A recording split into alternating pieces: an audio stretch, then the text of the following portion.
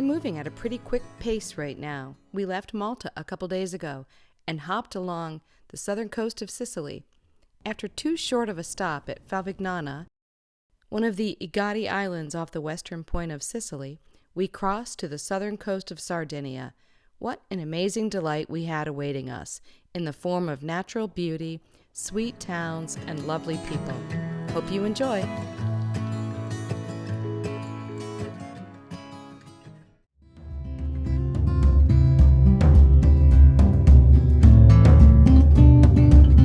Hi, I'm Tom. And I'm Karen. Welcome to Life 4.0, where we share our adventures of life aboard our sailboat as we explore this amazing planet, one anchorage at a time. This summer, we're crossing much of the Mediterranean, from Greece to Italy, Malta, Spain, including out through Gibraltar Strait, then along the Portuguese coast before we finish the summer in the Galicia area of northwest Spain.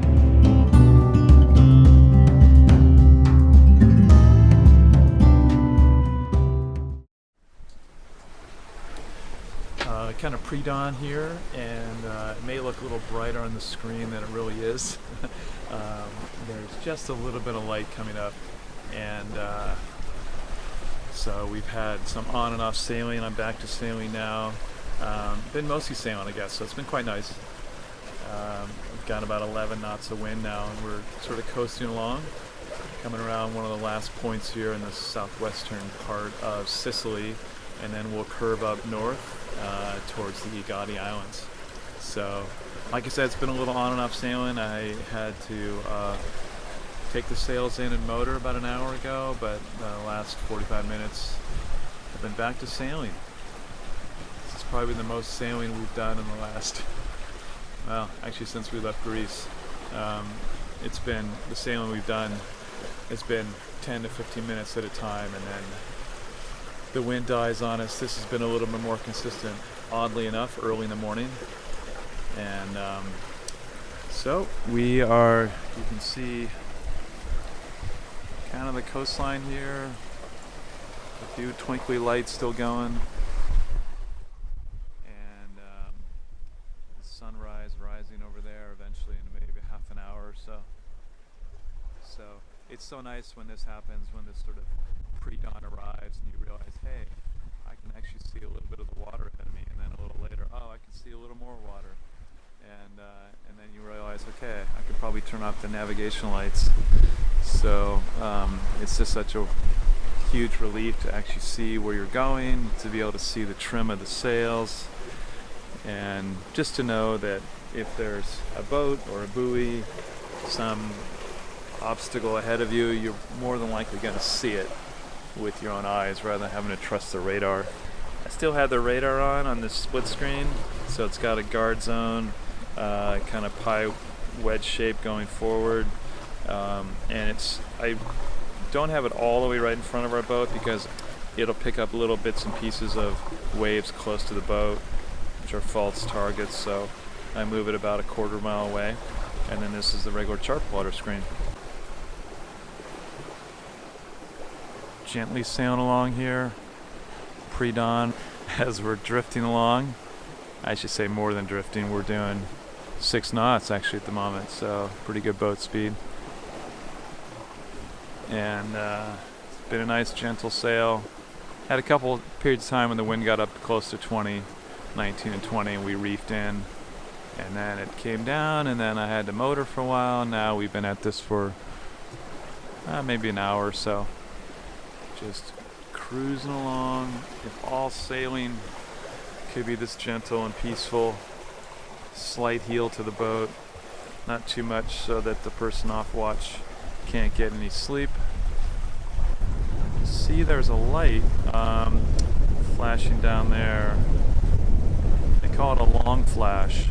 It's a 10-second cycle.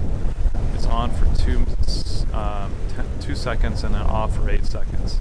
And I've been seeing this light since we rounded the first point leaving Chiaki. So pretty strong lighthouse. Be interested to see as we get closer how tall it is, because it was showing like 20 miles away. We're getting a little bit of a swell now coming around this point.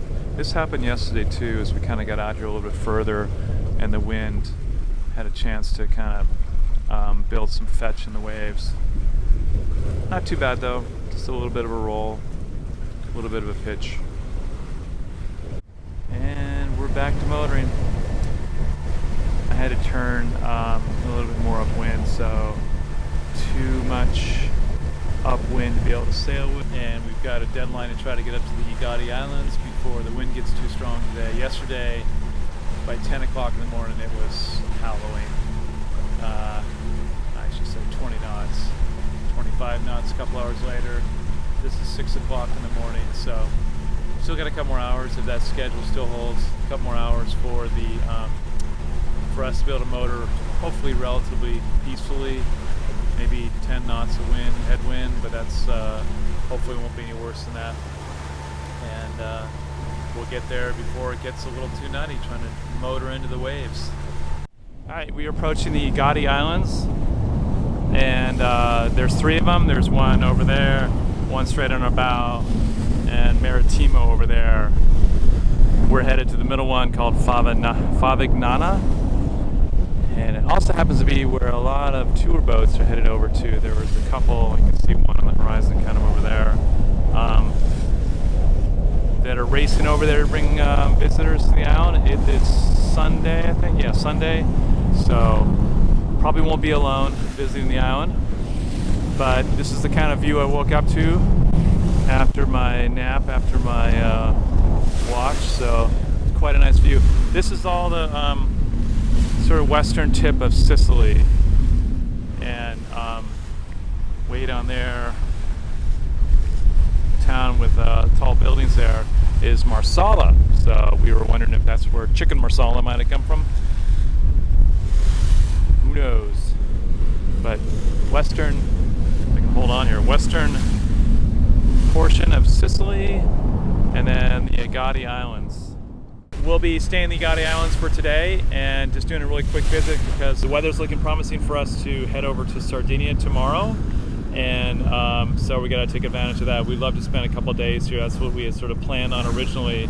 But the weather, just when we have a weather window, we got to take it because after tomorrow, it's high winds right on our nose for the 170 miles to Sardinia. So we will have a kind of cameo visit here, see how that what we can discover. I know there's some good swimming here, and then we'll do a little jaunt over to Sardinia, leaving early tomorrow morning. As we approached the mooring field, we were planning out our day so we could experience and see as much as possible.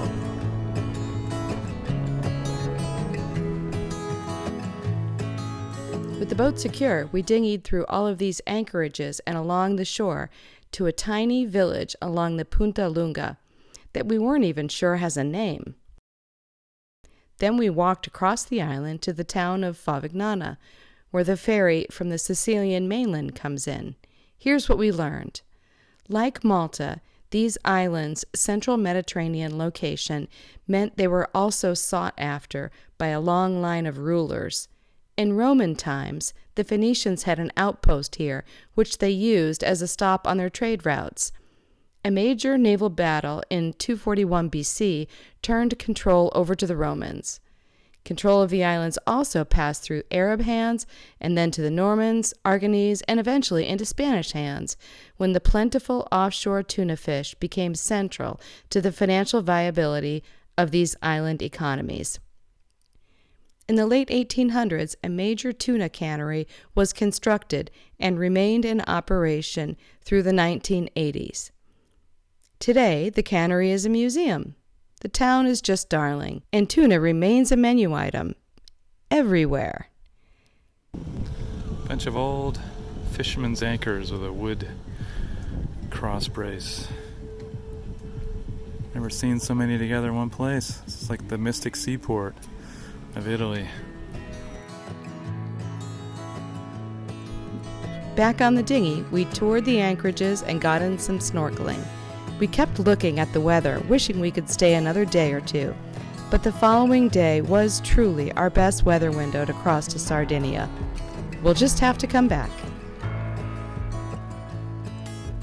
It's goodbye and good riddance to this anchorage.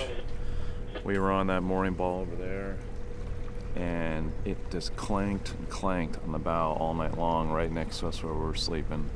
So it's one of the hassles of taking a mooring ball, is it's like there's no easy way when the wind and the current are different, which is what was going on here.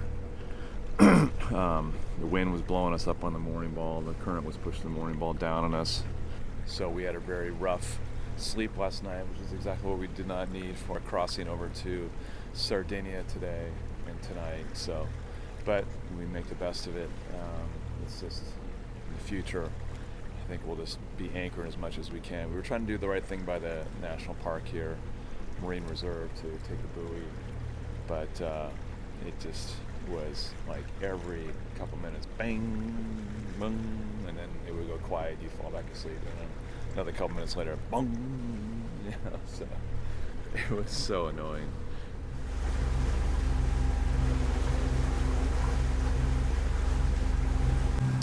We're passing the island of Maritimo, the Agatti Islands. Very, very steep. Just a little village there in the center.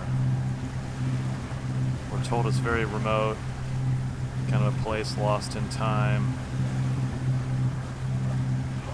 And we run out of time, so unfortunately we can't visit, but it's nice to see it from a distance.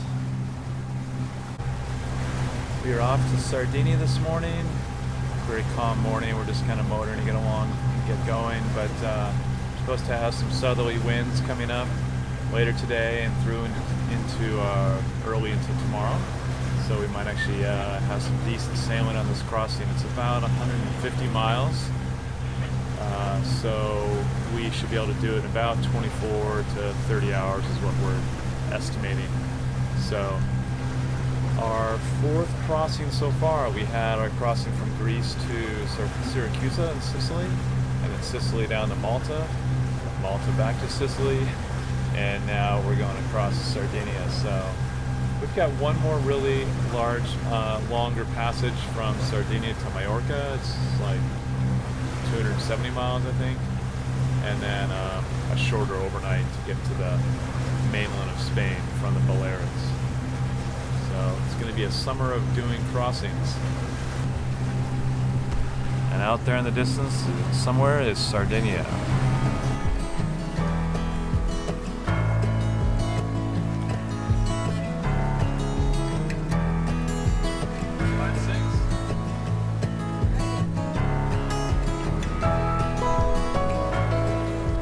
Okay, we're sailing downwind in about 15 knots of wind. This is kind of tricky because the sails don't want to really cooperate very well. They can fill and then they can collapse, and then they refill again. They kind of pop open and the rigging shakes and all this kind of stuff.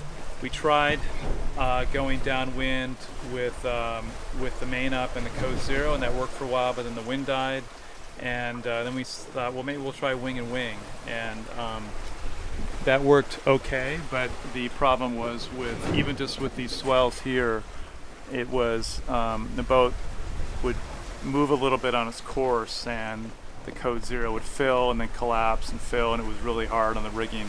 So we decided to furl the main and just try the code zero by itself, which actually gave us a better wind angle on our destination. So we're sailing along just with the code zero up. Every once in a while it collapses, but at least it's not as dramatic of a feeling on the rigging. And we're doing about 6 knots of boat speed with 15 knots of wind, so pretty good. And it's a little more controllable, I feel like. The boat doesn't oscillate as much back and forth. But the autopilots are still getting a workout, or the autopilot, I should say, is getting a workout. This is one of the trickier headings to sail in. It's hard for the autopilot to hold the course really steady, but you need that for the sails to stay full and not to collapse. And really what we need to add to our boat is a whisker pole, both for this code zero to hold it out and also for the Genoa when we're going downwind as well. So that'll be that's been on the buy list, but just not as high priority. But as we do more of this downwind sailing, I think it's going to become more of a critical factor.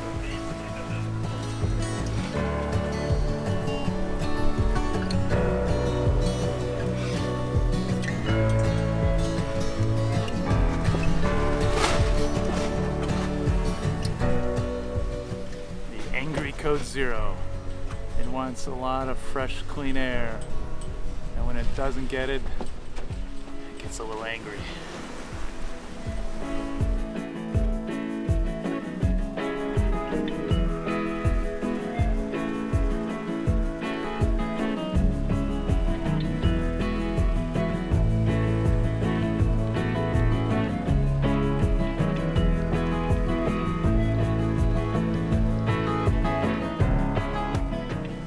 There's a little airplane on here, and it says it's a search and rescue, an SAR aircraft, so search and rescue aircraft. It's probably low, so they show it on the AIS, maybe at a certain elevation off the water. They include it on here. We just started seeing that recently. We are a little more than halfway, well, pretty close to halfway across, right there in the black symbol there. This is the tip of Sicily, that's Sardinia, that's Tunisia, so it's yeah, about halfway there. 7 o'clock, I just took over for my 3-hour shift, 7 to 10, and then Karen will take over. So we still got the Code Zero up. We've got, we've been having 15 knot winds, now it's down to 12 to 14, so this is kind of what was forecasted for the wind to slowly die off in the evening, depending on which model you believe. But we're still making good speeds, and we may end up taking the Code Zero down when nightfall comes, just because it's just a lot easier to deal with it with the daylight.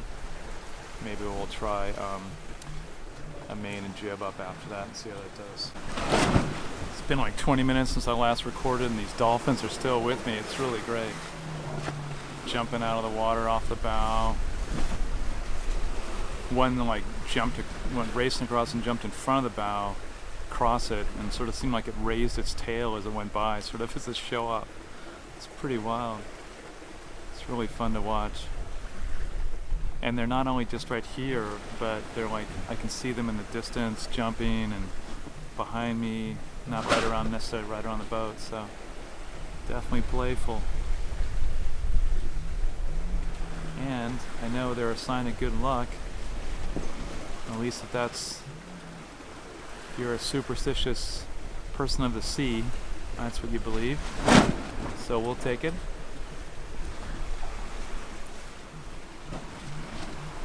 I also have this ship over here, the Mimo Ivoli, and I was going to call them on the radio because they seemed like they were getting closer and closer as they were overtaking me, but now it's we've got a little bit of distance, and they're going to overtake me on my port side here. Our CPA is about 0.8 miles, so it's fairly good, but I still have to hold a pretty steady course here downwind, which is a little erratic with waves. I really want to be up about 20 degrees to keep the Code Zero from collapsing, but I can't do that until this ship kind of safely passes me. So when they do, I'll do that, and we'll have a little bit better sailing course. Will be a little bit off the rum line, but we'll correct that later. So good sailing here. Definitely seems to help to hand steer, although it's kind of a pain. But the boat just sort of steers a straighter course, and obviously it's less electrical load. Oh, geez, they just jumped right out of the water. They're smaller than a typical dolphin, it seems. At first I thought maybe they're tuna, but oh, there's one there. They're definitely acrobatic like a dolphin, so I'm going to go with that. I don't know that tuna really follow sailboats and jump out of the water this much, so we're going to go with dolphin. All right, we are closing in on Sardinia. It's 1 o'clock in the morning. ETA is saying about 6 a.m. when we're going to arrive, which is really good timing. Good timing because we've had really strong winds heading over there. We were flying the Code Zero for quite a while, just flying it alone, downwind, and at one point I saw wind speeds about 22 knots, which is a little bit on the edge for the Code Zero. Karen took over her watch, and then when I came on, we both worked together to roll up the Code Zero, put the beast away, and get the Genoa and the main up. So we got both of those up. We're beam reaching along here, and the seas are a lot easier to deal with. When we were going downwind, they were really kind of difficult to steer through. Just approaching Sardinia. What is this place called? Do you know? Does it have a name? We'll call it the South Porto Gianco, southeastern tip of Sardinia. It's gray, it's windy, rain coming, and not terribly interesting welcome to Sardinia for sea rows. But it's what it is, and we're going to tuck in here the best we can. We are settled into Capo Carbonara. I can't really talk very well because it's really, really hot, dry air, so it's like taking away my voice. But good news is we're here, and it's like 8 o'clock in the morning, so pretty much a 24-hour passage over from Sicily, and we're both beat. It's it was a little bit of motoring at first, but we did a lot of sailing, and then sailing got more vigorous as the afternoon went along, and then in the evening it was really blowing hard. And then even this last little stretch, we actually motored the last kind of 10 miles in here because it was very confused seas and we were getting headwinds. But before that, it was just 20 to 22 knots, and then it would die down to 15, and then it would go up to 20. And so we're reefing, unreefing, all that stuff. But feels good to be here. It's not the most glamorous day. It's all kind of hazy and cloudy, and we've got all this like Sahara dust stuff over the boat. The Dodger's got all of it coated on the front of it. The Code Zero, which we just took down, was furled up on the bow there, has a coating of like brown on it, and so it's gonna be a little cleanup day sometime. But we've got a couple other boats with us here, and probably doing the same thing, trying to find some protection. Besides that, I'm going to save the tour of Capo Carbonara until we've got some rest and get feeling better. So, but Sardinia.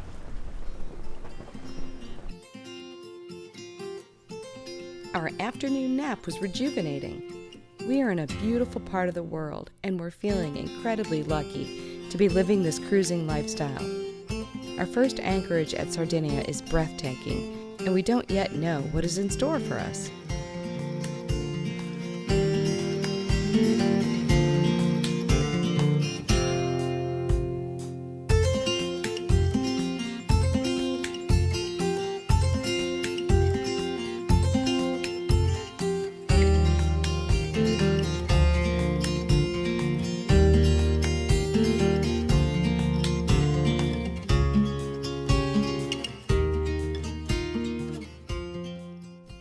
Since this video is getting a little long, I'm going to break Sardinia across 2 episodes. Tune in next time for the rest of our explorations of beautiful and welcoming southern Sardinia. Thanks for watching.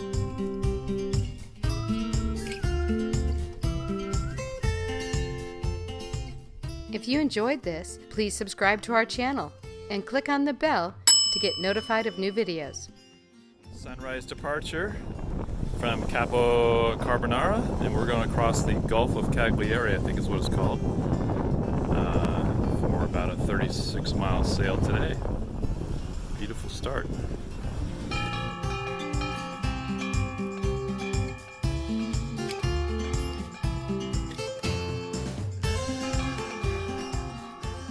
We are Karen and Tom living our Life 4.0, and we wish you happy sailing.